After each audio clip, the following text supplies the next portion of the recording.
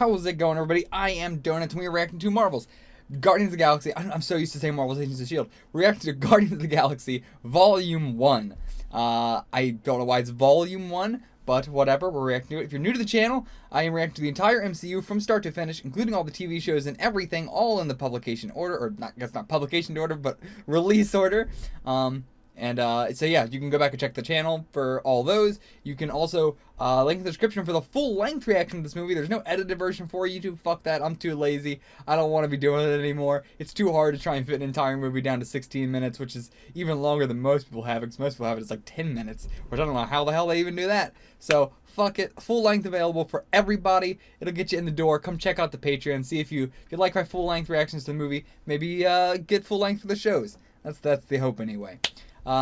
Anyway, so yes, go watch the full length, come back here for the discussion. Yeah, I got nothing else to say. Wait, no, what do I think this movie's gonna be about? Because I am so spoiler free, I know nothing. I'm spoiled on a little tiny bit, so I guess I should get away with that. This is actually one of the only movies I am spoiled on. Well, not the way you think. I know of just the names and what he looks like a little bit of Rocket Raccoon and Groot. That's all I know. I think there's like a woman, and then the other one's Chris Pratt, I believe. That is the weird thing. Like, I know Chris Pratt looks human-ish, but I don't really know what his outfit looks like or anything, or if he's just like, you know, I mean, the Asgardians look human too, so, but they're not human. So I don't know if it's a thing like that or not. Guardians of the Galaxy, I think, might be completely separate. I don't think it's gonna, like, I think it might have, like, a reference or two to the MCU, but I think for right now, in this movie, it's just gonna be its own kind of thing, separate from everything else, off in the galaxy somewhere with a bunch of different aliens. I don't think it's gonna have any humans in this movie, is my prediction, I guess. Until maybe, like, an after-credit scene or something. But otherwise, because I'm not sure how the hell they were gonna connect it if it doesn't. Because every other villain we've seen, it's gonna have to have a big build-up to meeting them, if that's the case. Either way, yeah, I got nothing else to say. Yeah, I'm not spoiling anything else. So yeah, let's just get into it.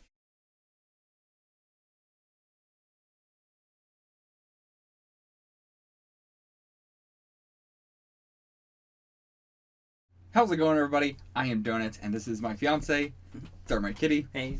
We're discussing Guardians of the Galaxy. He has seen every MCU movie. If you've seen the other discussions, you already know this. But anyway, yes, let's talk about it. Overall, I'm going to do like how I felt about the movie first, then he'll go into his feelings, and then we'll sort of go about it chronologically. Okay. But overall, the whole movie, it's, I posted my list of, like, my order ranking of my favorite of the movies on the Discord server earlier, but just to go through it, my new update list of, like, from favorite to least favorite is The Avengers, Iron Man 3, Incredible Hulk, Winter Soldier, The First Avenger, Iron Man 2, Iron Man 1, Guardians of the Galaxy, Thor the Dark World, and then Thor. Now, with it being that low, I want to really press that there is a big gap between Guardians of the Galaxy and Thor the Dark World. There's a pretty big gap there. All the movies I did like. There's actually none of the MCU movies that I've disliked. But there is definitely a big gap between Guardians of the Galaxy and Thor the Dark World. Guardians of the Galaxy I still really liked. I liked it a hell of a lot. Thor the Dark World, I like a bit of it.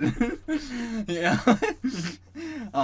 But yeah, so I don't want, that's not to say that it's like one of my least favorite. Oh, that is exactly what it's saying. It is one of my least favorite, not one I dislike. But I think that has to do just with the fact that we were introducing 4 people as main characters, so we didn't have much time to really get to know a lot of them as much as we do getting to know one single main character in the other ones. Even though Peter Quill is like the main character of this, it is introducing them as the Guardians of the Galaxy. Like, you know, this movie isn't called Star-Lord. Right. But yeah, so I think that's just why it being a space like series. I'm just not into space in general. Just in any way. But yeah, so I guess that's just why I had it ranked low. Mainly just because we were sharing screen time between 4 main characters and the spaceness of it. Especially with, I'm already not that into space, and the sort of space and universe that is in Marvel is very boring, honestly. Like, everyone just looks like a human, kind of. And, like, there's very, very few aliens who don't just look like another colored human, or even just a straight-up human. So, yeah, it's not that, like, interesting of a space world. I'd say Nowhere was, like, fascinating. That was, like, the only thing, like, as a spacey thing that I was really into. But, yeah, that's my opinion. Okay. The soundtrack, everything around the soundtrack, absolutely loved. Everything around the music, absolutely loved. I'll get it out in a after you. All right. So I really do like Guardians. I'd say, like, in terms of overall MCU, it's probably, like, right in the middle. I really appreciated this because of the context of it. Like, when we started the MCU, it was all very realistic, very, like, I wouldn't say gritty. No. But, like, it definitely hewed closer to, like, for the comic book fans out there, Ultimate Marvel rather than normal Marvel. Like, it was the 20th century, or 21st century, right here, right now, just a little different, a little extra future science here and there. Whereas Guardians really pulls away and is like, okay, but what about, like, legit straight-up aliens? Like, not the Thor thing of, you know, I guess, you know, it's a weird thing. They're in another world, verse, maybe a planet, who knows? This is just like, no, the entire universe, the galaxy, is populated with alien species. And there's crazy sci-fi garbage everywhere. Yeah. It also does put the whole, like, the MCU now, up till now, has been like, oh yeah, the 9 realms. Like, we know the 9 realms. And now it's like, Asgardians don't know fucking shit. They're dumb as hell. They don't know what the fuck is going on out there. Like, it really makes it seem like the Asgardians are these gods and these, like, I mean, yeah, just like the Guardians of the Galaxy. The Asgardians do feel like the Guardians of the Galaxy for the phase 1 through a little bit of phase 2 of Marvel. Right. But yeah, now we're really broadening up to like, they ain't fucking nobody. They ain't shit. Which I do like the movie for that. Okay. I did like the feeling of like, bitch, you don't even fucking know what's out there. Right. And I do think that then, like, it reflects back on Avengers and on Tony's fear of the world and of, you know, of S.H.I.E.L.D.'s fear of the great cosmos beyond. By saying, like, yeah, it's not just what we thought of. It's not just a Thanos out there by himself or with, you know, just one group of aliens. It's like, no, there's a whole universe out there. Yeah, because, like, I was metagaming it back there being like, have we already seen almost all the aliens? Like, they're saying there's 9 rounds and we've seen, like, 7 different species of aliens already. Right. But... yeah, so I like the, like, extreme broadening of horizons there. Yeah. That part is cool. It's just a thing of Marvel in general. I know it's because it's, you know, has to be based off the comic books and everything like that, and the comics were very limited, I guess, in their imagination at the time of what aliens could look like. I mean, honestly, there are some pretty wacky out there aliens in the comics. Okay. Like, if I had to guess, I think it is mostly just a feasibility thing of they didn't want to create too many crazy designs and, like, they didn't want to use too many, like, props and stuff. Yeah. Like, see, that's the thing that even with, like, to say, like, oh, well, they didn't want to use a whole ton of CGI, but then, like, most people on Nova Prime were CGI. Right. So, like, it's weird to say, like, oh, well, they just didn't want to... I mean, they had the budget. They did animate almost everybody on Nova Prime as CGI. Right. Like, that wasn't, like, a Prime, like, you know, John C. Reilly's character or whatever. Mm-hmm. Like, if it wasn't, like, a directly speaking role, then they were CGI, so they could have easily made them... But, I mean, with Nova Prime, I get it. I'm not saying Nova Prime should have been all these crazy, weird aliens or anything like that. Like, the prison was the best example of that. Mm-hmm. Even Nowhere, though, was mostly all humans. Yeah. Like, humanoids, I should say. Right. Mostly all humanoids. But yeah, the prison, what was that called? Oh boy, what was the prison called? You have it up right here somewhere. Yeah. The kiln. The kiln. Yeah, that actually had, like, quite a few unique aliens. Right. I liked it for that. But even then, it was so little of them. Yeah. But, I do know, like... I know the whole... how do I phrase this? Like, it's not much of a spoiler, I would say, in terms of the MCU. Yeah. The whole Earth 616 being the center of the universe and everything like that. I know that. That the Earth is the center of the universe in the comics and everything like that. So that probably would explain why most aliens are humanoid if Earth is the center of the universe. Mm-hmm. But inherently, I just think it makes it less interesting of a universe out there. Yeah, I can totally buy that. Yeah. It's a big impactful hit of like, wow, there's so much more than we thought. But then it kind of dies down and just like, oh, they're kind of all just like us though. They're kind of just all humans basically. Yeah. They all act like humans. Yeah, fair. But yeah. Anything else you have to say for the tone? Apart from that, like, I really like the tone for how Guardians-y it is, in the sense that, like, it creates its own tone very clearly. Yeah. Whereas, like, with the Thor movie, you can, like, there's a general vaguety of, like, okay, this is kind of what Thor's like, this is kind of what his movies are going to be like. Same with Captain America, like, they're going to be vaguely war-esque. But I think Guardians does a good job of saying, okay, it's a space movie, but also there's this very specific 80s vibe to it all. Yeah, and even, like you said, like, with Thor and with Captain America and those, you have to like pick up on their personality throughout the movie. Even like Steve Rogers, you have to pick up on his personality a little bit throughout the course of like the first 30 minutes or so even. Yeah. But like with Peter Quill, I feel like I got his entire personality within like 5 seconds of seeing him on screen. Or like as an adult. I can see it. Like that whole, before he says a single line, other than like the screaming into the rat or whatever that was. Yeah. But aside from that, when he says like the first line in his human form, I feel like up to that you can get pretty much all of his characterization right there. And I honestly think one of the things I like about it is that he didn't go through like a big character development in the movie. Right. He's kind of just like, he didn't need to. All the other characters were kind of developing around him. Right. Because yeah, there's nothing that I think needed to be changed about him. He was kind of perfect from the beginning. I mean, like, the mother thing is weird, I'll get into that, but aside from that, no, like the tape, like not opening the tape. I mean, I guess I could just I don't get why he didn't open the tape. I don't fucking understand why he didn't open the tape. I mean, I think that's just because he regretted not reaching out to his mom when she said, you know, grab my hands. I get, like, I know, that is what I thought, like, yeah, I guess it's just him being like, you know, I don't think it's him not reaching out to his mother's hand. I think it was him, if he opened it, he was accepting that she was gone, I guess. But, I don't know, man. It's been like 30 years. Like, I think the wanting to have another gift from his mother and wanting to know what she was giving him as his last gift would trump the, like, you know, not wanting to open it because she thinks she's dead. I don't think it's that. I don't think it's like a fault with the movie or anything like that. But it's the only thing where it's just like, I don't know. I mean, I've always seen him as being a bit stuck in the past, like stuck at his age when he was a child. Yeah, and that's why, like, even though he is a Ravager, even though he's traveled the galaxy, he's presumably met tons and tons of cultures, he's very, very 80s human. Like, all of his pop culture references are pop culture that are human based, as opposed to any of the things he's met as an adult. Yeah, like, I think that is part of it. Like, I think he was stuck at that moment. And it was only, like, after he had reached out, that he was like, okay, you know what? I'm over it. Like, I'm willing to progress a little more with life. Yeah, I could see that.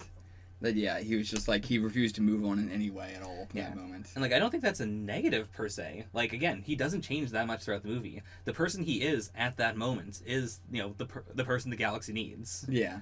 It's just more of a slight personal change than a big universe-breaking change. Yeah. I mean, I don't know. Yeah. I'm still not a fan of it, but I get it. Okay. But yeah, that was the only thing I really had to say about that. Was there anything else you wanted to say before we move on and just talk about it chronologically?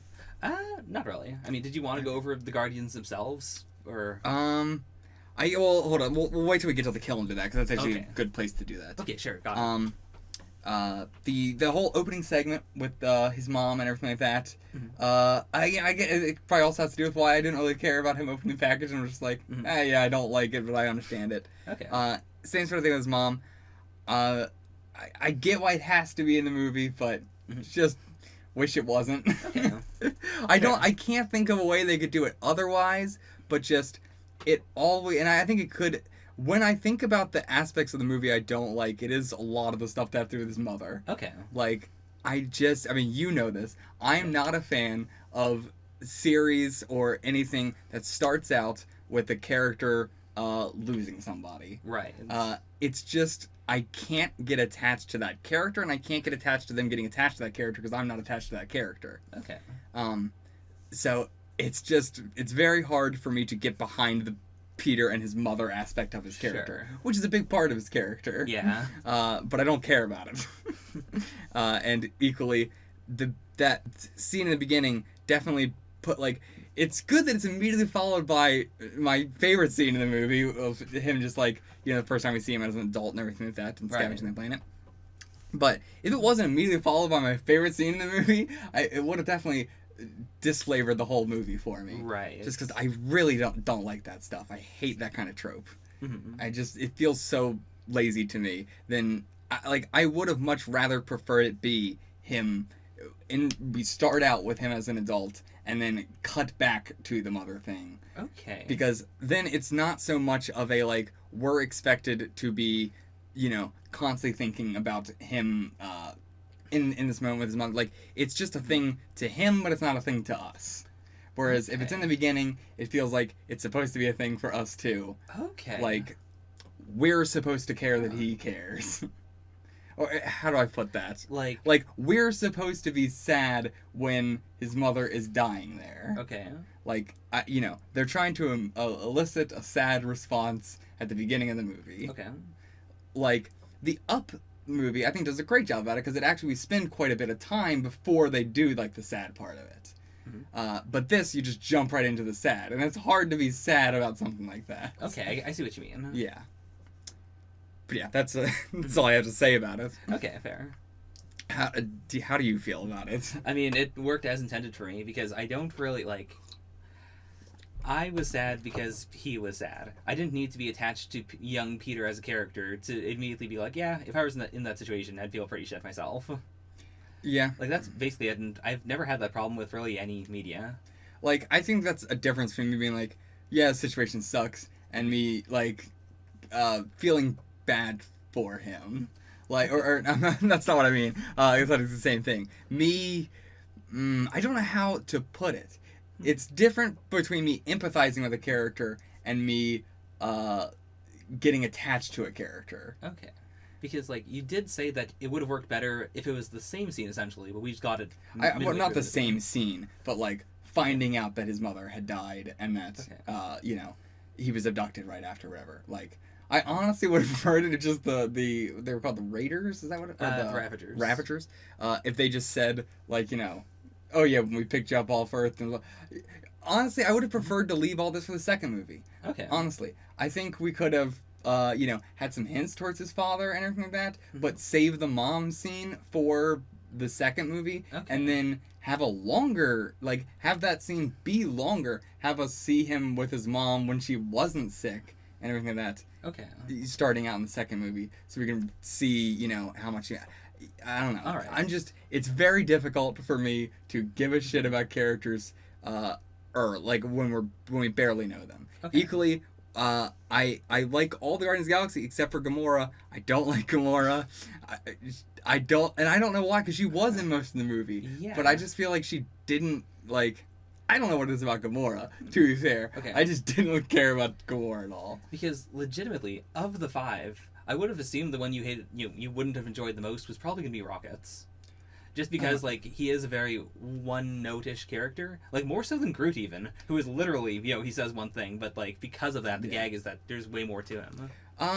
Rocket, I am very on. Okay. You know, he's funny, I like him, but he actually, surprisingly, is not actually in the movie that much. Or, like, doesn't actually do a whole lot in the movie. Yeah. He has a lot of, like, he has a few cool scenes, and he has a lot of funny lines, but... all the other characters, even including Groot, are just in the scenes more, doing stuff. I wouldn't say Rocket is one note, but he's very, of the scenes where the characters are, I don't know how to put it. Like, when I do think of Guardians of the Galaxy, Rocket is one of the ones that I think of last, just in terms of, like, screen time. Okay. But it's nothing against his character. I think it just has to do with screen time. All right. And, like, Gamora, I think it has to do with the fact that she is just the kind of character she is, and I just don't really care for those kind of characters. Okay. Like the, you know, her and Gamora, her and, Nebula, yes. Both of them, same character to me. Okay. Exact same character to me. And that's why I don't like... I know there is differences in the characters, right, but, like, that is what I mean by, like, that type of character I'm not a fan of. Okay. Drax, I absolutely loved. Groot, I absolutely loved.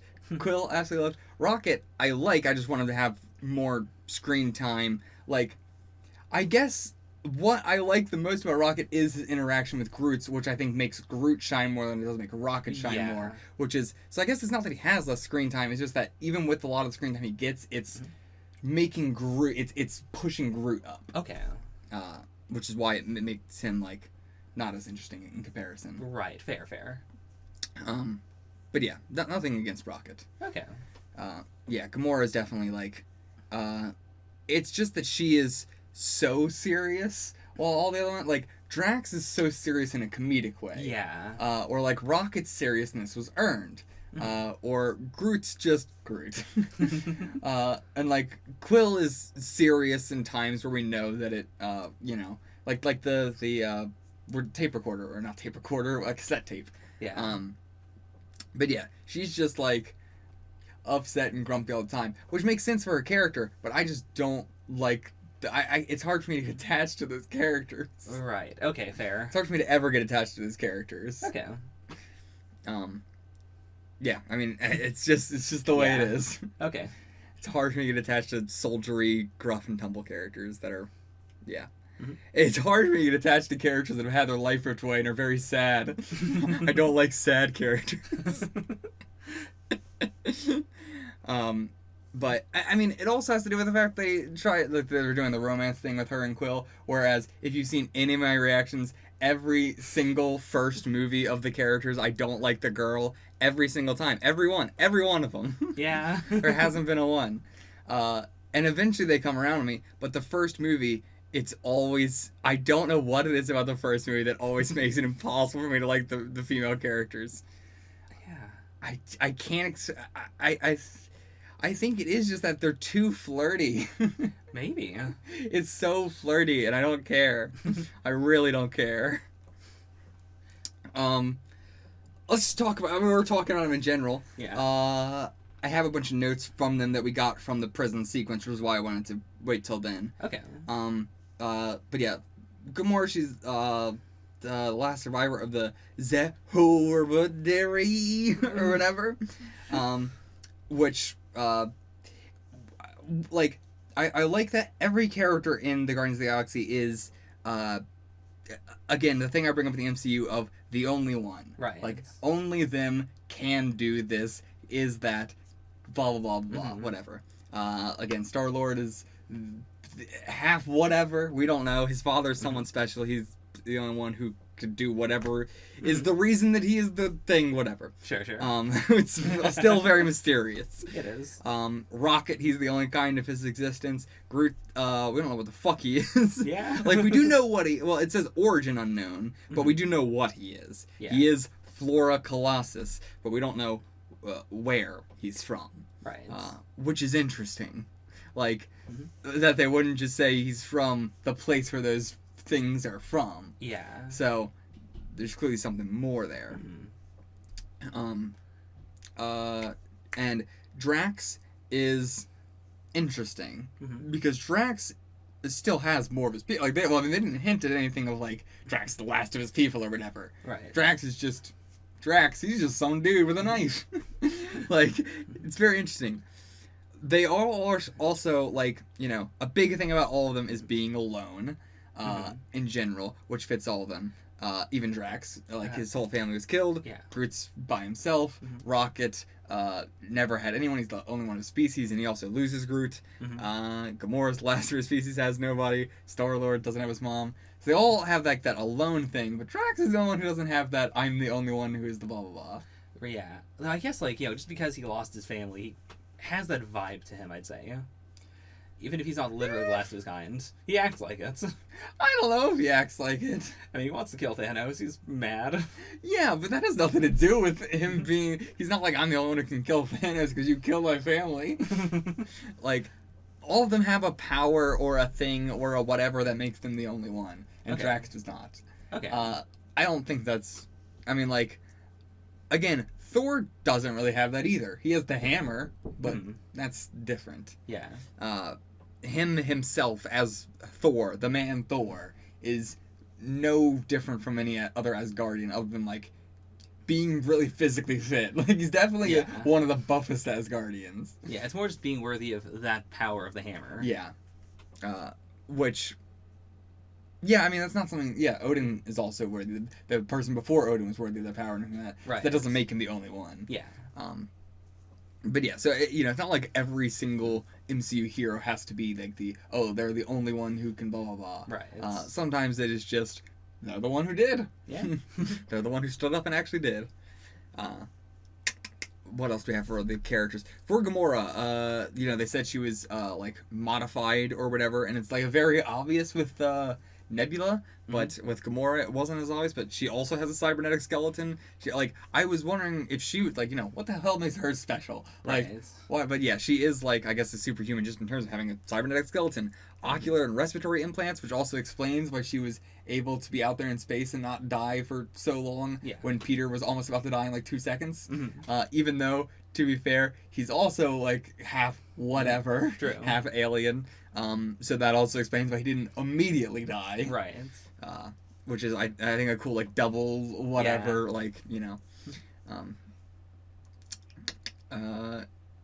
she had enhanced neurological systems, which means she must be really smart, I guess, even though would not have guessed that. And she has regeneration, which never came up, but apparently she does have.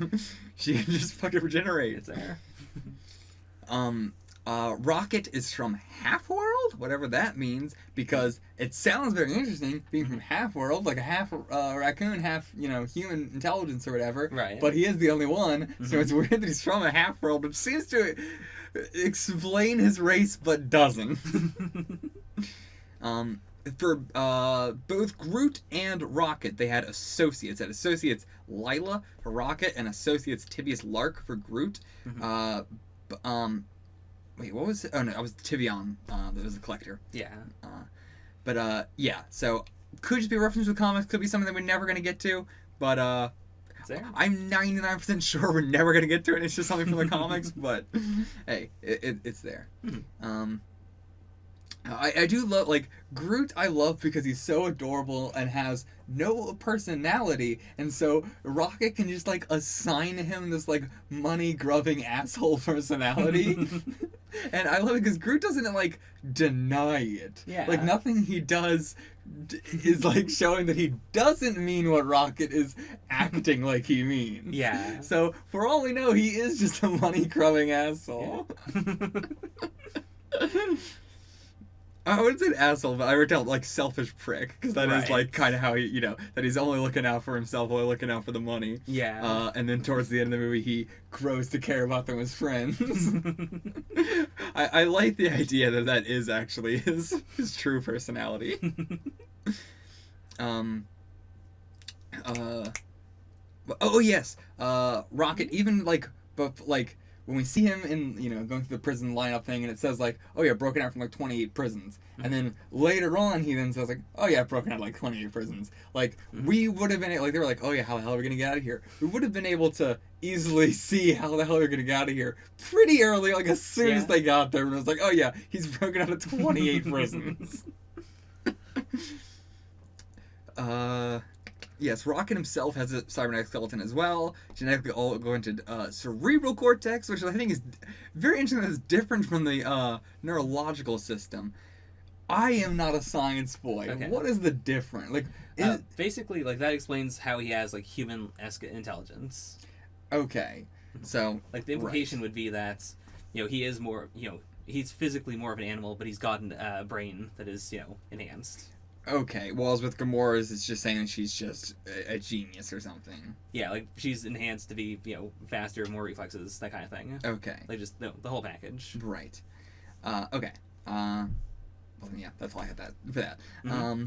Drax, I have, no notes on him as a thing. I mean, most of my notes are not on, their personality, but, unique things about them that you can't pick up just on, things they said. Right.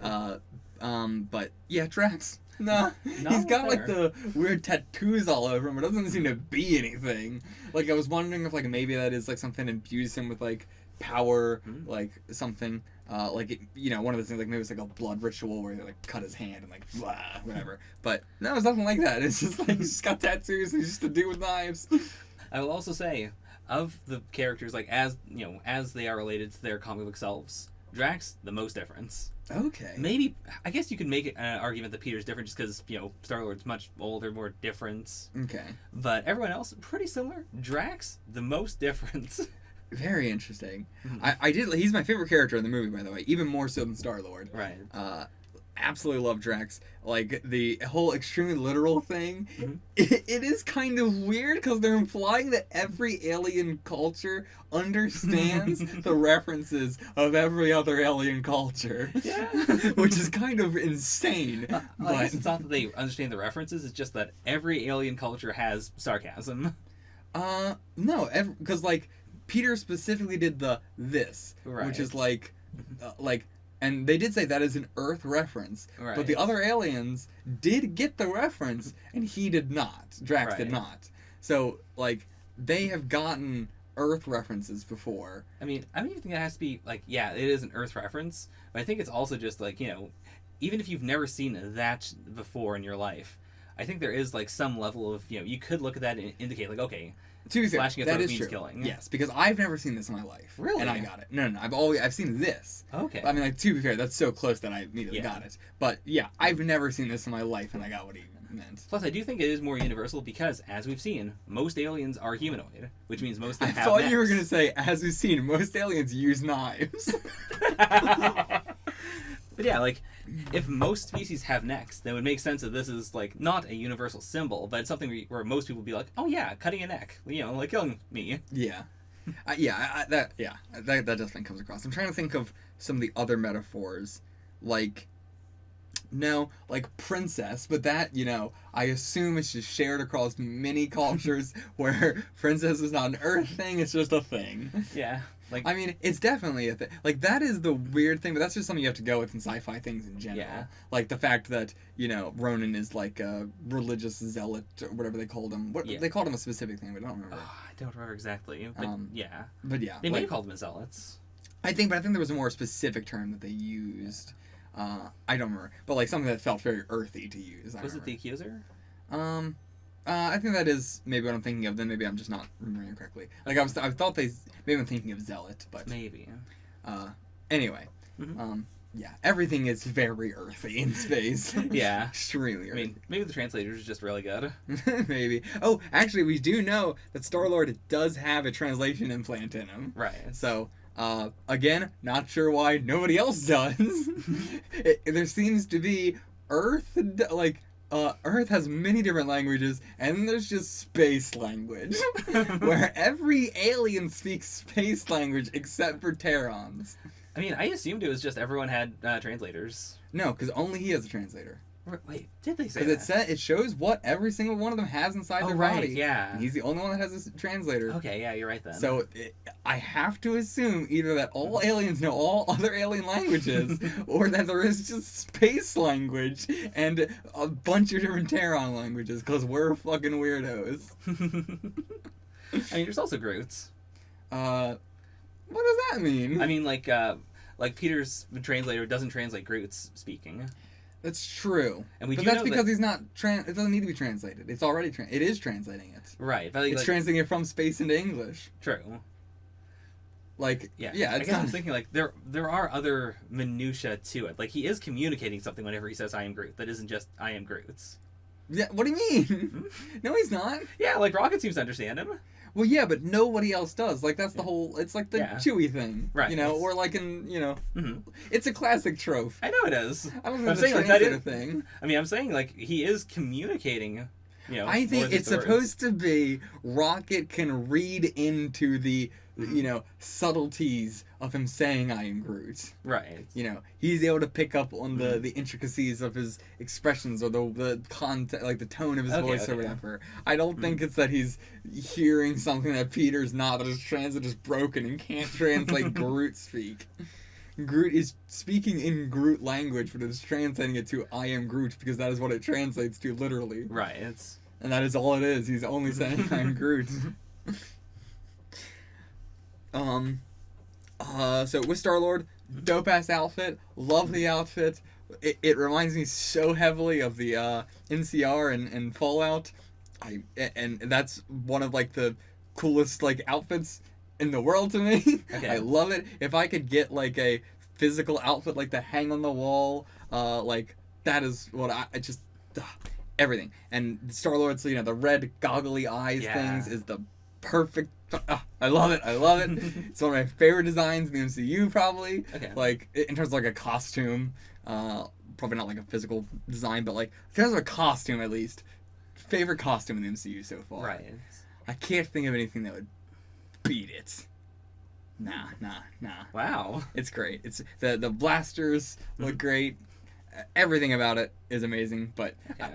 it's definitely biased because I love it so much because it looks like an NCR costume. And not because I love it because it looks like an NCR costume, but just, you know, I think the NCR costume looks fucking dope, Right, so of course I'm going to think this looks fucking dope. Okay, fair. Okay, we got interrupted, but we are back. So yeah, talking about Star-Lord, talked about the outfit. His father was an angel composed out of pure light. I'm going to. This is my prediction. Okay.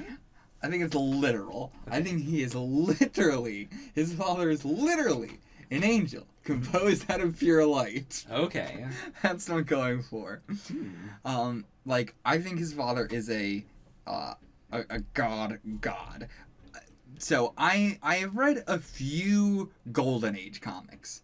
I know that gods do exist in some way or another. I would never expect them to do that in the MCU, but it could be like a nod to that or something. Okay. So, but yeah, I mean that's just my guess that it's literally going to be an angel, like an angel, not an alien, but an angel. Some I don't know what you would call that, like because I guess I'm not saying a god. Yeah. But like a celestial being. Okay. Right, something like that.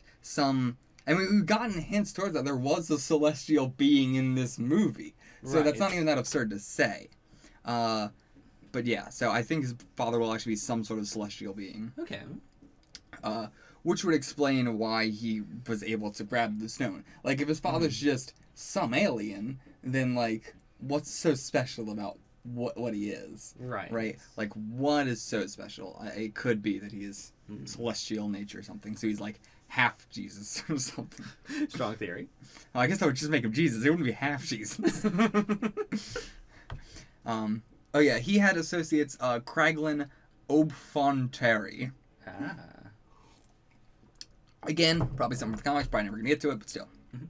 Now, big part of his character. Dancing, music. Yeah. That is what sold me on this movie. Like, I think Guardians of the Galaxy 1 and 2 could go super high up on my list. I think it could be towards the tippity top. Okay. This one, there's just a few stuff that really brings it down. The Peter's Quill mom stuff I wasn't really a fan of. Gamora I wasn't really a fan of. And just everything was at this, like, throwing exposition at you like fucking crazy at the beginning. Right. Like, it was just nuts. It was a little bit too fast for my taste. Okay, fair. It was just not too fast, but too much overload. Like, I like it when it trickles out more instead of just like, bam, here's the whole fucking universe at once. It is pretty heavy, and I get why they did it, because, like, this is the first, universal Marvel movie, like, the first cosmic one. And they really wanted to just be like, all right, here it is. Yeah, it's like, here's this kid, and now he's abducted, and now he's trying to find this weird thing, and there's another alien race coming for him, and he was taken by the scavengers, and now we got Ronan, who is this other alien race that there's been a peace treaty going on with Nova Prime. Just forget Nova Prime. Don't worry, it's not Earth. I know it's only 30 years in the future. This place looks exactly like fucking Earth, but it ain't Earth. It's Nova Prime. It's close to Earth. Don't worry about it. Now this guy doesn't care about the treaty. The president also doesn't care, but he's not as bad. And then now it's like, oh, Jesus Christ, calm down. Thanos is here. What the fuck is happening? Oh, it's just too much. But yeah. So I think Volume 2 could definitely like reach top of my list, especially with how much I love music and how much I love dancing. Yeah. I do work out pretty much every day here except for the weekends. Okay. Or just when your parents are home because I feel awkward. But the main reason is the vast majority of my working out is dancing. Okay. I love dancing. I love music. When I'm on the treadmill, that's primarily what I do. I do the what is it, couch to 5K thing. Yeah. And so when it's like, running for a certain period of time and then I'm walking, and that walking isn't really walking, it's just me dancing on the treadmill. And even when I'm actually running, I've almost fallen sometimes when I try and do a little move. God, I've never seen you do this, but now I need to. Yeah, exactly. That's why I'm turning so red talking about this. But yeah, I mean, you've even seen me in this room. I cannot not groove to music while listening to it. I can't talk about music, which is hard for me. Right. I love music. It's so close to me. Anytime music is in anything, like, I am, if you guys have been watching my Agents of S.H.I.E.L.D. reactions, they played Don't Play the Reaper during episode 17 of S.H.I.E.L.D. for, during a Garrett scene. And I've been listening to that song, nonstop, and it really, connects me to Garrett as a character more than any, other character could, just because it is a song. Mm-hmm. And, it's the same thing. I'm actually surprised that I would say Drax is my favorite character, because I would expect that the songs would make me connect more to Peter's character. Right. But I think it just connects me more to the movie as a whole. But I think that's why Volume 2 can, connect a lot more. And a lot of the songs weren't really they were thematic in tone, but not in lyrics, I would say. Okay. A lot of them were actually great scenes because the music was unfitting, and that's what makes it fitting. Right. It's a very playing a chipper song over bad shit happening. Yeah. But not in a horror way. Just in terms of them going to jail and playing a chipper song, stuff like that. It's fun and it's super entertaining and that, but it's not something that emotionally attaches me to them. Right. Whereas the first scene, I love it because the song matches his character so perfectly. It matches the scene perfectly in tone and lyrics and everything, and it's so emotionally gripping to get me to understand his character so fast. Right. And if that song was not there, I would not, and everything played out similarly, which him just being silent and being goofy, would not have understood his character as much. Right. So yeah, just the dancing, the groove, and the everything. It's, I love it. I don't know how to talk about it. That's why I struggle with my love of music so much, that I don't know how to talk about music or what I like in a song or whatever. It's so difficult for me to express that. But I think you got it across. Yeah. I want to get across how much I love music and dancing. Not specifically how much I love the music and dancing in this thing, but just how much I love music and dancing in general. So seeing that this is not just a great soundtrack, but very, very focused on dancing is what I love. Okay. More than even the music. So, going back to talking about it chronologically as we were supposed to be doing. What else do we have? I said that the Xandar fight was probably the best fight of the movie. Right. Yeah, the beginning scene is my favorite scene in the movie, but the Xandar fight, the fight on Xandar, on Nova Prime, what's the difference? What's the difference between Xandar and Nova Prime? Oh, boy. I don't understand what the difference is. Is Nova Prime just I thought Nova Prime was the planet. Is Xandar the city? Oh, I thought Xandar was the planet and Nova Prime was the... Okay, no. Xandar is the planet. Nova Prime is... Oh, boy. Is that just, the people? Well, no, because the Nova Corps are the cops. What's Nova Prime? Because, it is the Nova Empire, but... that would make me assume that Nova Prime was the planet, then. How did I not know that? Oh, wait, was Nova Prime her? No, not her, but... Okay, so she was Nova Prime, then. Wait, her name was just Nova Prime. Well, that's her title.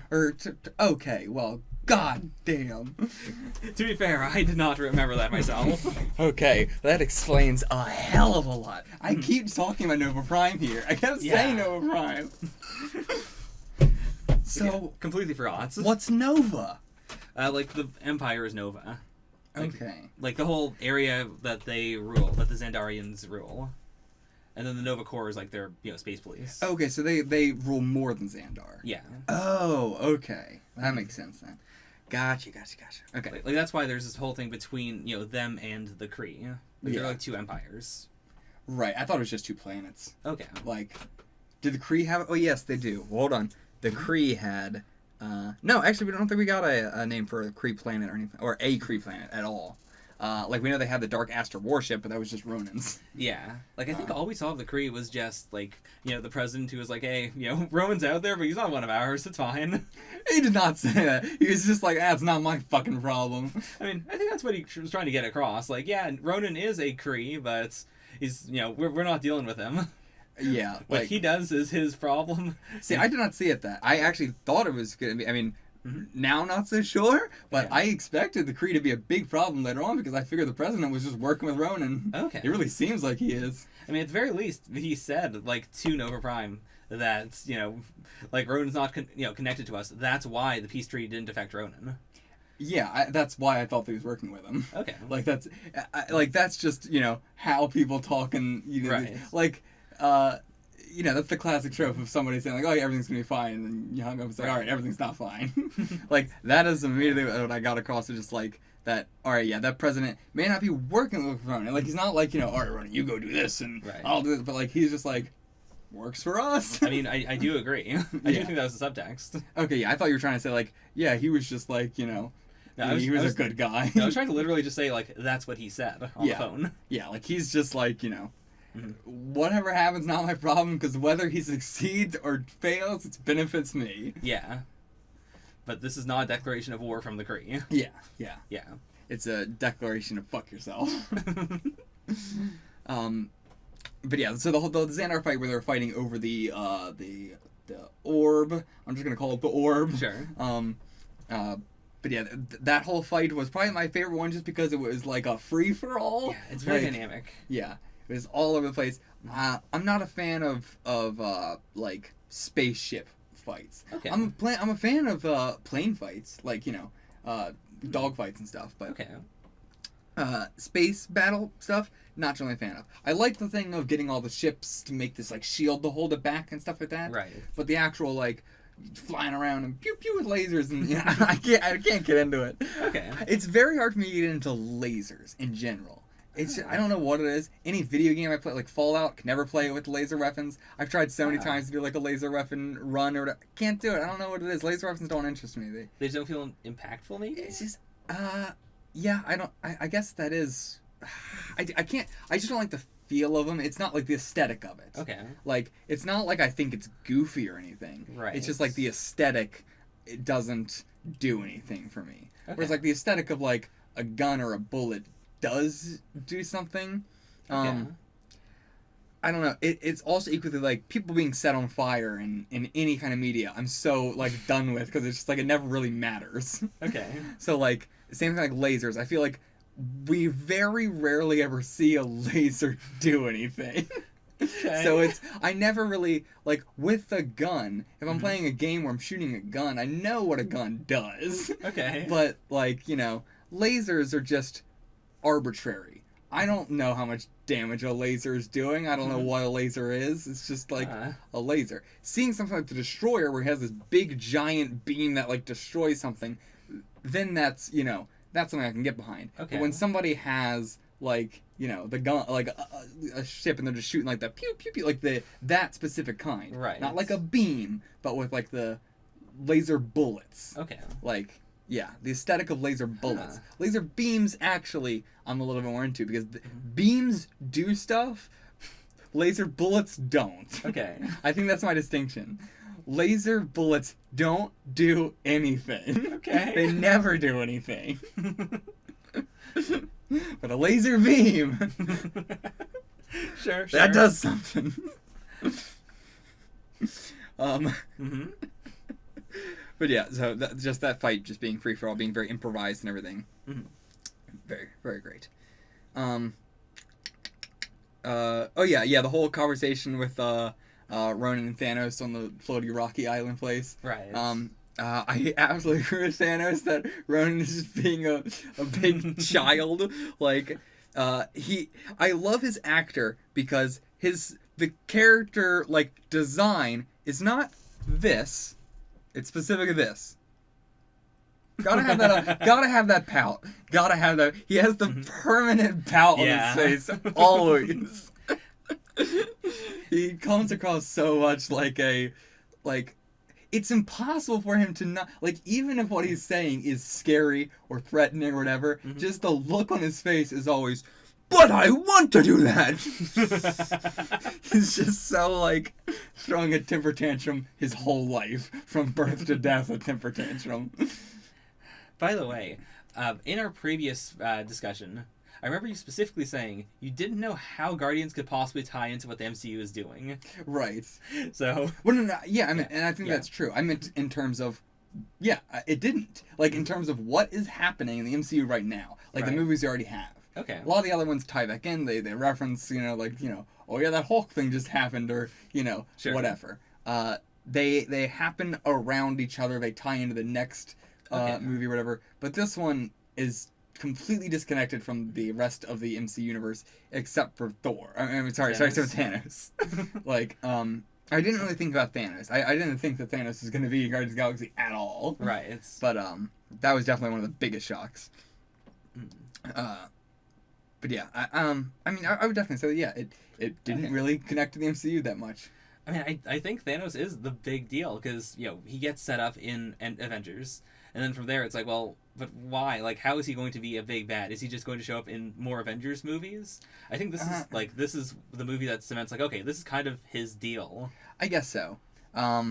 Yeah. Like, I was thinking of it more that way, of, like, the rest of the movies tying back into this, but, like, because he was such a non-character in the Avengers. Right. But, yeah, I guess I could see, I guess so. Because I do agree with you with the rest. Like, this does not tie back into the previous movies at all, really. I guess, except from Thanos existing. Like, Thanos exists, yes, but I wouldn't say it ties back, like, if you didn't see Thanos' previous experience, you would be missing nothing here. Right.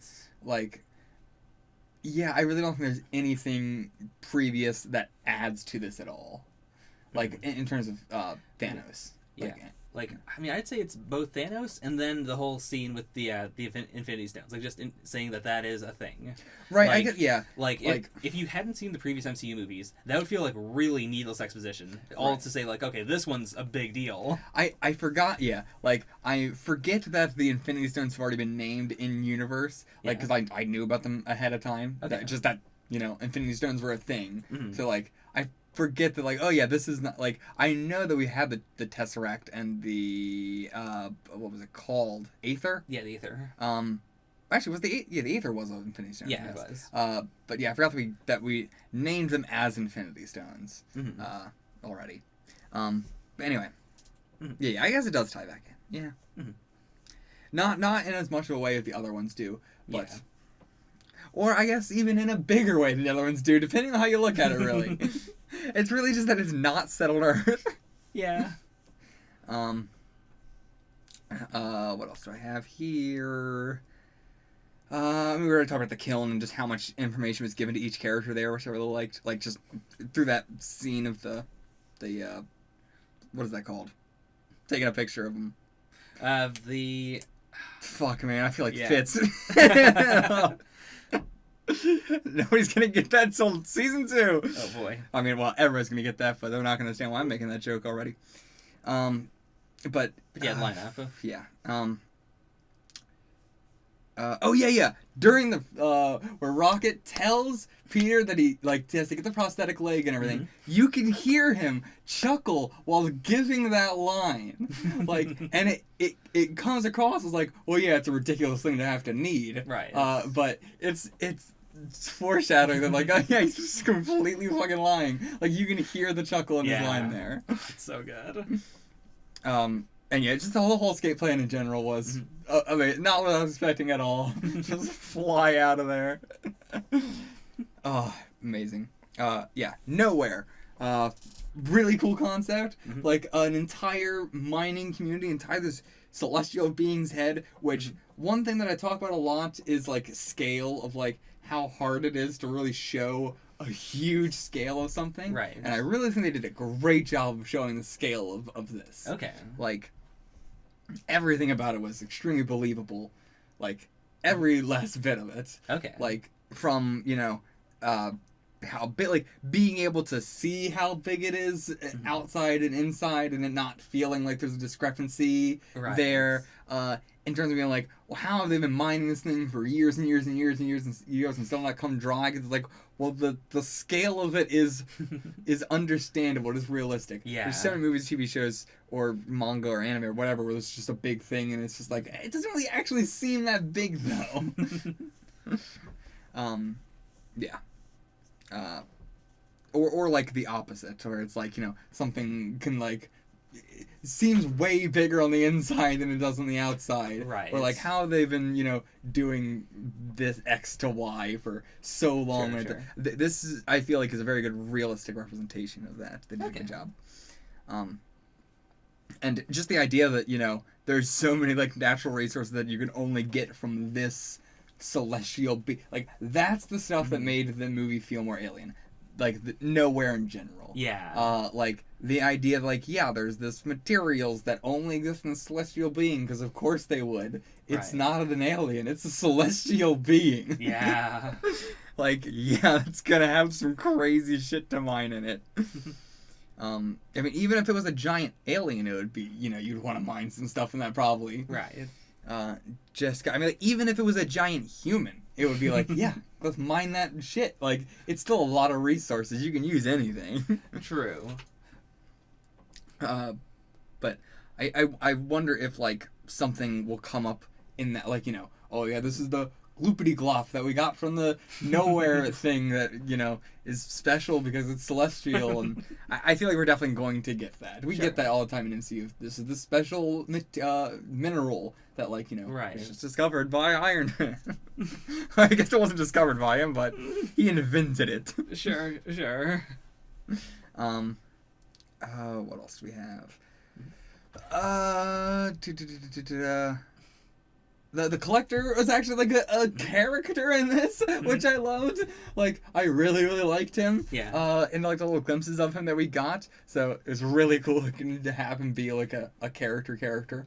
Which I like because he's horrible. He's one of the worst people we've probably ever seen in the universe. Yeah. And he never comes across as that. He comes across as creepy, but ultimately fun. Like, ultimately, we're not gonna do anything. It's not like, you know, we need to stop Divian. It's just like, yeah, he's just the Collector. Yeah. Like, but he is one of the most evil people in the universe, I would say. I'd agree. It's so crazy that you can have that distinction where nobody really cares that he's around. I really do love him as a character because of that. Yeah. Like, he has so many weird samples and stuff in his lair. Like, you know, the place he lives is inside of nowhere, inside of, you know, this giant celestial being's head. Yeah. Like, there's, he's so different. And, like, when he's introduced, like, he immediately becomes a big deal at the end of Thor 2. When, you know, because he knows what the Infinity Stones are. Yeah. And the Asgardians are willing to give one to him just because, you know, they know it's going to be in safe hands. Yeah. And then, like, throughout this movie, they continue to show that he is a big deal. Like, he never gets nerfed. Yeah. No.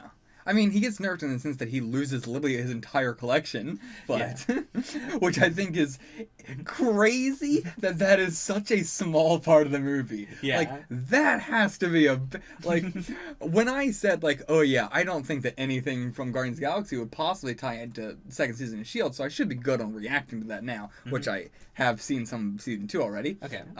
But yeah, I'm glad that I was right, because the Collector losing his entire collection seems pretty fucking crazy. Like, so much shit is going to be out in the wild now. That's a lot of potential 086s.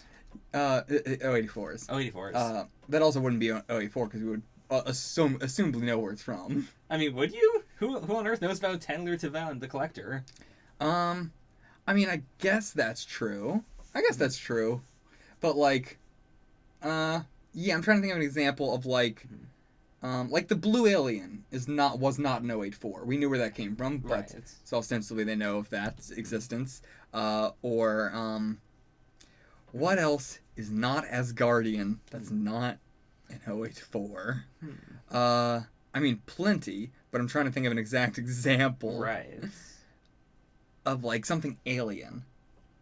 Was gravity stuff an alien thing? No, it's just like a mineral. It's just like a thing. Again, it's Marvel minerals. There's so many of them that just people keep finding. But yeah, I guess that's not true. Like, Yeah. There is, like, a big thing about what an 084 is and, like, why it's called an 084 and everything like that. Okay. Like, since you don't watch S.H.I.E.L.D. and everything like that, and Sure. yeah, I've seen past season 2. If you haven't seen past season 2 for any reason or whatever, it's not a big spoiler, but still, skip ahead or whatever. But an 084 is just that colloquial term. Okay. Like, one of the last things they ever, like, boxed up for Hydra bases, they just stamped it as an 084, and they just had no idea what it was from. Okay. So they just colloquially started referring to things they didn't know where it was from as 084s. Oh, okay, cool. But it really is just like 084 is technically just one object, Right. but it is colloquially referred to as anything of an unknown origin. Okay. But they should know that, like, it came from space at least. Like, I would think. I mean, assuming that it's not like, something that drops down from space, but, just like something that ends up. But, like, a big on Earth. 084 is thing, like, the first 084 we see is, like, this can't have come from space. Like, this was here already. Okay. Like, it's not like the artifacts. Right. It's something advanced, but is still here for some reason. Okay. Because, like, the thing that's, the But, reason like, why the that jumped first out. 084, it was stuck in a wall. It was in the behind so much layers and like that it would have to have been there for so long that it's like it's impossible that it just came from space. Okay. So like that was yeah.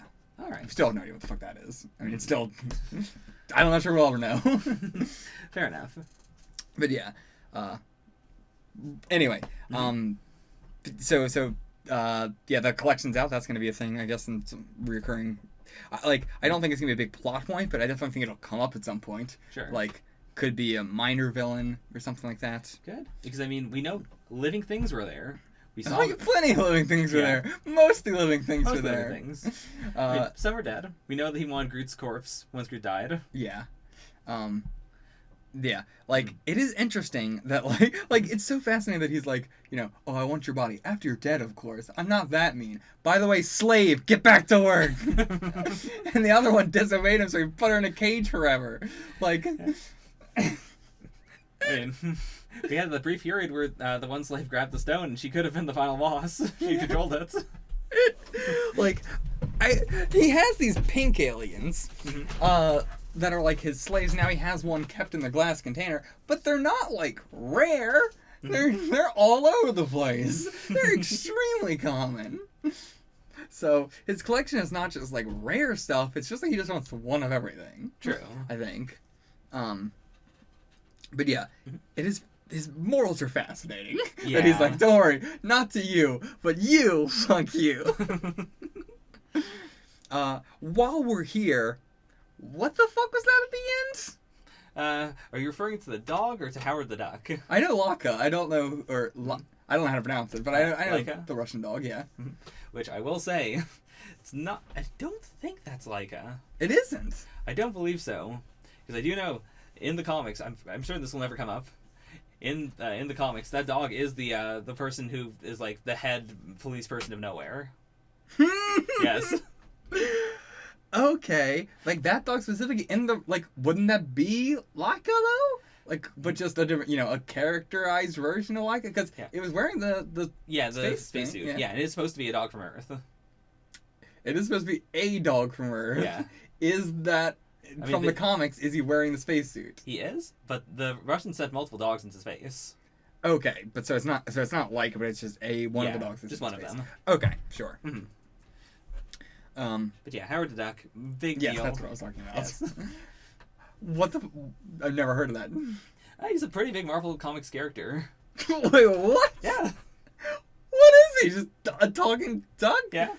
I mean, is he a superhero? I mean, I wouldn't call him a hero, but he goes on heroic adventures. Really? Yeah. I've never heard of that. They I wouldn't say they fought to get Howard the Duck in, but the director did specifically say I want Howard the Duck in at least as a cameo. And so when I first saw the movie, I assumed you do see him during the whole first scene where they look at the collection. Yeah. And I assumed that was the cameo, so it was pretty exciting to see that. Yep, he's around. He's also just a character now. He's in the MCU, potentially free. I can't believe that. I've never heard of Howard the Duck in my life. I saw that and I was like, I guess that's just a reference to some weird fucking thing in the comics. I would not have guessed that was an entire series. Yep, it's a big one. I don't know if it's still ongoing, but Howard still shows up. That is... Here and there. Okay, well, that That's a thing. Yeah. Yeah, I can't explain it any better than that because it's not like it's a one-time reference or anything. That's just a character. Yeah. Mm-hmm. Yondu was fantastic. Mm-hmm. Absolutely loved Yondu. 90% of the reason I loved Yondu was solely because he was played by Michael Rooker. Mm-hmm. Now. Now, shut up. No. Okay. We're not. I didn't confuse the fact that Michael and Rooker and Woody Harrelson are not the exact same person. I definitely didn't do that. You definitely didn't say that 90% you liked Yondu was because he was played by Woody Harrelson. You sure didn't say that, did you? I didn't say, oh yeah, Woody Harrelson, you know, the guy who plays Merle from The Walking Dead. Mm-hmm. Oh, God. And I did specifically say, yeah, you know Woody Harrelson, the guy who plays Merle from The Walking Dead, Yondu, the guy from Zombieland, you know, Woody Harrelson. Oh, Lord. But no, it does feel so disingenuous to say that 90% of the reason I like this is say Michael Rooker. But they're this, you know what? I'm just gonna say it. Woody Harrelson and Mike Rooker, same person to me. I don't care. I'm just gonna commit. You know what? They're the same person. I like them both for the exact same reason, and I don't care if they're separate people. They're the same person to me. All right. So I'm putting my foot down. But yeah, the whistling thing or whatever. Yeah.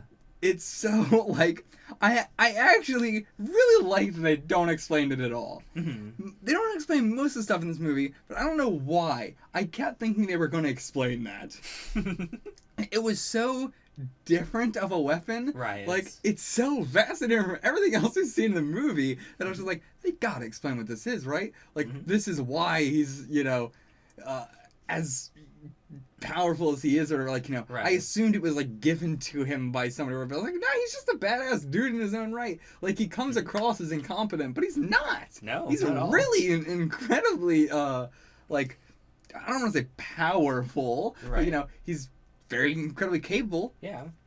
You know, I can see now why he sent Quill to get the orb and was going. Or no, that was the Booker, right? He wasn't even doing any of that with the Ravagers knowing. Yeah, because the Ravagers then were really pissed off at him. Yeah. But but they were they wanted it too. They wanted a part of it. Even after all this, he wants to be part of it, which is. He's definitely not strong enough to hold onto an Infinity Stone. I don't mean physically. I just mean like, you know, to have it in his possession in general. Right. Someone's gonna try and come take it and try and kill him. But he can definitely hold his own. It's understandable why he thinks he can. Yeah. Like, he's not super delusional, and I do love his thing about like actually loving trinkets, like putting them all over his little driver's chair thing. Such an interesting character. But yeah, his like, I just can't stop staring at his teeth. Yeah, they're hypnotizing. So hypnotizing. Why do you think he saved Peter? Like, specifically, like, why do you think that he... I mean, like, personally, why do you think Yondu didn't take him to his father? And then separately, why do you think Yondu decided to just have him be a Ravager instead of eating him? I really assumed it was just because of a, like, you know, we're supposed to go deliver this guy to his father. Mm-hmm. Meh, fuck it. I'm Yondu. I don't listen to fucking anybody. And, you know, so, like, I think in his mind he was like, if I'm sending him to his father and I know who his father is, I assume he would have to if he's delivering him to his father. He's like, well, I could probably fucking use that. So, you know what? Fuck it, he's mine now. And if his father wants to come after me, so be it, because I'm Yondu and I'll fucking handle it. Because he could probably think he can take fucking Thanos. But yeah, that's the reason I assume, like, you know, also why he was, like, lying to... I assume lying to him, saying, like, my boys want to eat you. They ain't never had a Terran before. When we see it, like, nobody said that. Yeah. Everybody was just like, what? It's just... That's true. That is only Yondu. He's the only one who ever said that. He said it multiple times, but it's all a lie. Like, I assumed it was just because he was just, like, you know, nah, he just wanted him to work for him. I mean, there could be another reason, but... I don't know. That's my guess right now. Okay. I would love it if we got more Yondu in the second movie. I would not expect to, but if Yondu becomes a reoccurring character, I love it. I will also say, separately from anything else, like in the comics, Yondu was a member of the first Guardians of the Galaxy. You know? Really? So like him being, you know, in the movie at all is kind of, you know, an old reference. Oh, do you mean he was in the first Like, there are issue? multiple... Like, Or do you mean he was in the first group Guardians of the in the Galaxy? first group. Okay. Like, there are multiple groups called the Guardians of the Galaxy. Okay. Okay. Mm-hmm. But wow, that's actually cool, because, like, Mm-hmm. yeah, he's not, like, a bad guy at all, Yeah. really. He is incredibly cocky, but Mhm. I wouldn't say he's a bad guy. I would love it if he became if in Endgame Yondu's just fucking whistling around. Avengers plus Yondu Endgame. Fuck you, Thanos. I love it. Give me my Yondu. Give me my Endgame Yondu. Oh boy. I want him to shove that arrow up Thanos' pee hole. Speaking of which, we got his title as the Mad Titan Thanos, which is interesting. Like, the Mad Titan, which is not what I would expect for him. I would Okay. expect him to have a more, like, not mad. Like, Right. I would expect him to have a more strategist, sort of, like, you know, the great genius man Thanos, or like that evil overlord guy. Yeah, because up to this point, he does come off as sort of an evil overlord, right? He definitely doesn't come off as mad. Right. Like, you know, Ronan the Mad Accuser or something, I could see that. Okay. But, like, nothing about Thanos seems mad. Nothing seems illogical or like he is in a craze or like, you know, like Right. everything that Ronan was doing, even though he could handle the stone, like, he was right. He could handle the stone and all that, which is crazy. I honestly am Yeah. very shocked about that. But like he is doing it rashly. He is Yeah. doing it madly. Mhm. Nothing about Thanos seems mad. So it's surprising they call him the Mad Titan. Titan, sure. Sure. But the Mad Titan is interesting. Okay. Hmm. Could be something from his past, like, you know, Yeah. that he used to be all wild and now he's like, well, now I'm being logical. And I don't know. Okay. I see Thanos with a country accent. Thanos looks like he has a country accent. Does he? Yes. Okay. The place where he's at is called Sanctuary, which is interesting. I don't know if that's a place that he has taken over, or if that's his home world, or if this is some other place or whatever, or if Sanctuary is literally just this one rock that he's floating on. Could be. Like, it legitimately could just be this one rock, which I have to constantly keep asking myself, how do people get here? There's no ship next to it or anything. People are just on this floating rock. True. And also, was that the same guy from Avengers that Ronan killed? Oh boy, who was that? Did he? The was- Palpatine-looking motherfucker. Oh, the old guy? Yeah. Yeah. Okay, Yeah. was it? I loved that. Because I kept being like, who the fuck are you? Like, he's acting so fucking mighty. And I'm like, who the fuck is this guy? And then Ronan's just like, and I'm like, alright. I guess he was nobody. I guess the question answered. Thanos just didn't even care. Like, he really was acting like he's Thanos' right-hand man, and Thanos does not acknowledge him dying at all. Oh. Yeah. I guess that's it on my notes. Yeah. Okay. Is there anything else you have questions about or wanted to bring up or anything? Let's talk about the whole ending of the like them grabbing the stones, calling themselves the Guardians of the Galaxy. The whole ending sequence I really loved with the dance off thing. Yeah. The dance battle was amazing. The second best part of the movie aside from the very first scene. Like, Yeah. again, I love the dancing, but that was just perfect. Like, Ronan's character being this like, you know, the universe has chosen me. Mhm. I am the accuser. I will cleanse this world. And he's just like, come on, fucking dance off, buddy. Let's do it. And just him going like, what the fuck? What are you doing? Like, it fits him so perfectly. It's really good. Like, if it was Loki, I would imagine Loki just be like, and just like, you know, Yeah. just chuckle and zap him or whatever. Like, but Ronan is so serious and so like, you know, I am the ultimate one. Yeah. That like this dude just dancing in front of him, just completely just like he has to like completely break character and just be like, what are you doing?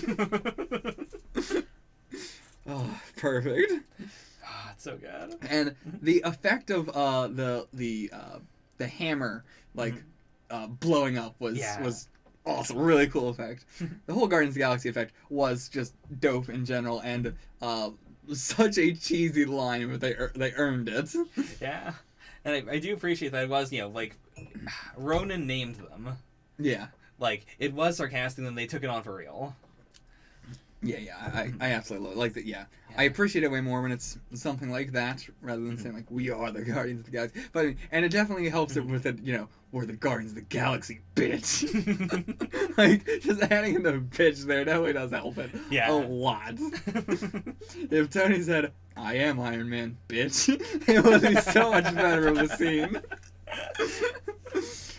I really wish that's what he said. Yeah.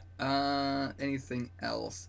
Well, just the idea of having a team already. Like, I didn't really think about that. I did just think of it as a title, as a movie title. Right. I wasn't really thinking of it as them being the Guardians of the Galaxy. Okay. But yeah, so now we have the Avengers and the Guardians of the Galaxy, which is interesting because I guess the Guardians of the Galaxy will just be in the Avengers. Like, I'm wondering if the Avengers will be the Avengers is the overall term, and then you have the I don't know what teams could be in there. Right. I know individual movies, but they could start forming teams. But, like, for example, it could be, there's the Avengers, and then there's the Guardians of the Galaxy, and Fantastic Four, and the All-Winner Squad, and, whatever. Mm-hmm. Okay, that's a good idea. Yeah. I don't think that's what it's going to be. I think they're just going to drop the Guardians. Like, I think it's going to be, colloquially, those four are the Guardians of the Galaxy. Okay. But, they're also the Avengers in a more broad... they're all the Avengers and we're not going to have individual teams, I think. Okay. I think it will be pretty much everybody's their own character except for these four of the Guardians of the Galaxy 2. If that makes sense. They're going to be the only ones that are just and they also have a kind of subgroup too. Okay. But your main theory is that the Avengers team, the people we call the Avengers, is going to expand to cover all the new heroes that come in. Oh yeah. Okay. Yeah, it would be really weird if the Avengers Endgame is just the 6 Avengers we know, and then everybody else is just... And then also these heroes are also fighting, too. Mm-hmm. But it's mainly about the Avengers guys. I mean, to be fair, when people talk about Marvel movies, they talk about Iron Man, they talk about Captain America, they talk about the Hulk. They don't talk about Black Widow. They don't talk about Ant-Man. Generally, people refer to them, but when they're generally talking about... Nobody says Ant-Man's my favorite. But so it could be that, but I doubt it. I think it's going to be more everybody's equally an Avenger. Okay. Which is what we've been doing so far. Again, if we can call Hawkeye an Avenger, we can call anybody an Avenger. Do you want a Dancing Groots? Dancing Baby Groots? Is that your hot Christmas presents? Like a baby Yoda. Do you want a baby dancing Groots? Sure. Yes, I want a baby dancing Groot. That came out of nowhere. I mean, it's in the movie. I know, but why Jasper wanted it for a Christmas present? I mean, we're recording this a few days before Christmas. I guess we are. But I guess we are. It is the 21st. Yeah. I forgot how close Christmas was. Anything else about the movie? That was a weird segue. I'm not sure what that was about. I wanted to keep on going chronologically. Was there anything after Dancing Baby Groots? I will say, just in general, I think this movie was probably the most predictable Marvel movie in existence. But it was still really enjoyable. I honestly think it being so predictable helped it a lot. Because, like I said, they threw so much exposition at you. Because it was actually so predictable, it didn't really matter that they were throwing so much exposition, because it kind of you kind of got it. Right. You kind of knew what was going to happen. Yeah.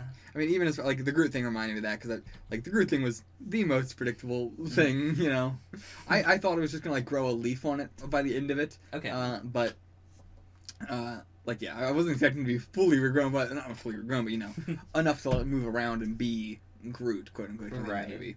I was expecting just to be a leaf growing and be hope for the next movie, and next movie he'll be Groot again. But yeah. Anyway. That's it, I guess. Well, I do want to ask, as always, not always, because you do cut it off sometimes, what do you think Guardians of the Galaxy 2 will be? I think it'll be all about his dad. I think it's going to be primarily about, Peter finding his dad. I guess the Novas bringing him to his dad. Alright. because like you were thinking about potentially doing this in chronological order as opposed to like release order. So you know that Guardians 2 comes right after Guardians 1 chronologically. Yeah. So that's why I think. I mean, and that makes sense. You know, I think he's gonna go find his dad.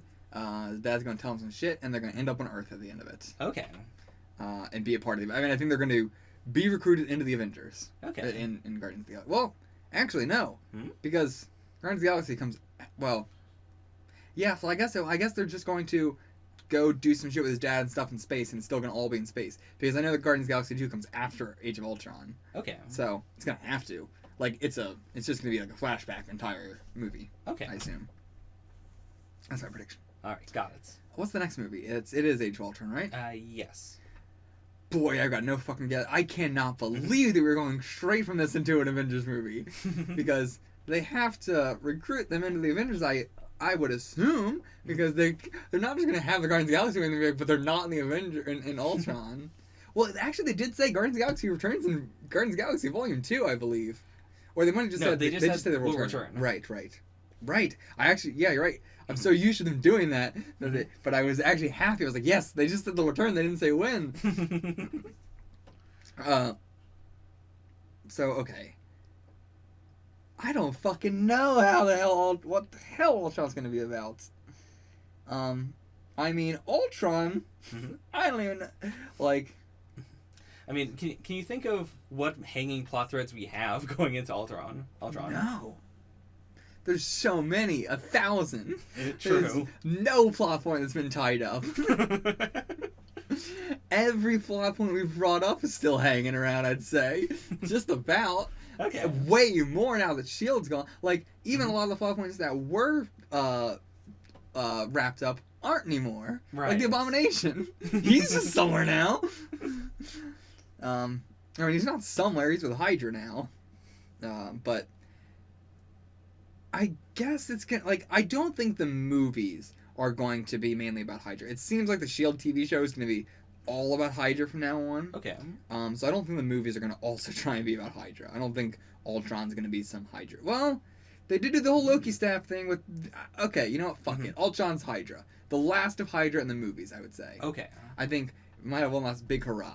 Might be like that dude's Hydra, in some other movie, like a small little thing like that. But I don't think a Hydra focus is going to be anything past Ultron. Okay. And I think it's going to be a brief Hydra focus. Okay. Like, Hydra created this thing, and then it destroys Hydra. Not like fully, but, like Hydra scientists make Ultron, maybe? It's like a robot or something. I don't think it could just be a robot. It has to be like a cyborg or something. Some alien, half cyborg or something like that. Sure, maybe. sure. Ultron just sounds like a robot name. Tron, But, yeah, and I think it's just going to backfire on them. That's my guess. All right. Final question.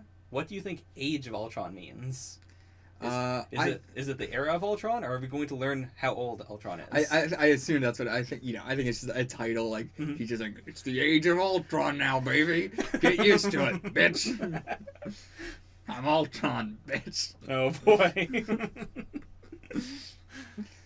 Yeah, that's it. That's all I got then. All right, I'll see you guys for the next one. Until then, get the fuck out of here.